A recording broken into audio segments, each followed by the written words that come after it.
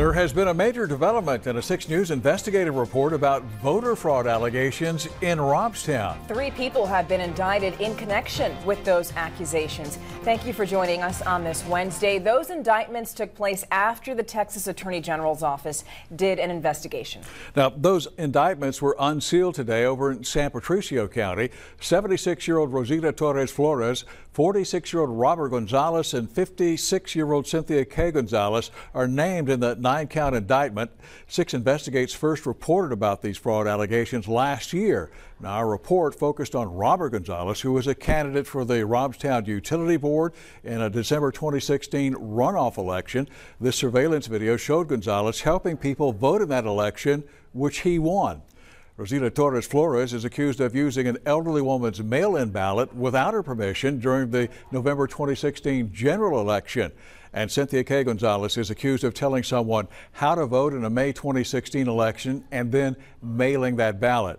Now, basically, the 2 women are accused of mail-related voter fraud. The indictment against Robert Gonzalez alleges a more direct role on his part to the point of personally intervening as people voted. 6 investigative reporter Jessica Savage joins us now with new details about the case against Gonzalez.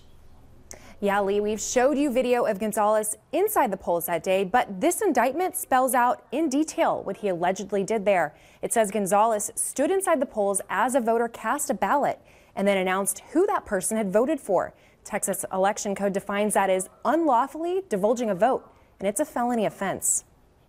The indictment says it happened during the December 8th runoff election. Gonzalez was one of 2 candidates on the ballot that day for a seat on the Robstown Utility Board, and he won the election by 70 votes. In March of 2017, we first told you about Gonzalez's questionable behavior that day. Even Nueces County Clerk Kara Sands expressed concern back then about his actions. I would call that loitering and electioneering, absolutely. Sands is now named as one of the witnesses in this case. Another witness is Robstown City Secretary Herman Rodriguez. According to the indictment, both overheard Gonzalez when he divulged that person's vote. And it allegedly happened the same day this surveillance video was taken at Robstown City Hall. This was just outside the voting booth area. There you can see Gonzalez loitering outside the polls. And then again, him walking in and out of the voting booth to help people vote. In all, Gonzalez helped 19 people vote in that election. An election affidavit signed by Gonzalez says he helped voters who needed assistance, as defined by the election code. But the indictment says Gonzalez also acted unlawfully that day. It says Gonzalez divulged a vote 3 times. All this reportedly happened during Nueces County elections, but the indictments were unsealed in San Patricio County. We did ask the Texas Attorney General's office to explain why those indictments weren't presented in Nueces County, and we're still waiting to find out. Well, Jessica, the case against Robert Gonzalez has some pretty significant video evidence, but what sort of evidence is there against these 2 women? Yeah, Lee, it's DNA evidence from mail-in ballot envelopes. According to a search warrant from the Texas Attorney General's office, investigators took swabs of saliva from Flores and Cynthia Gonzalez, so that evidence could be compared to DNA on the ballot envelopes.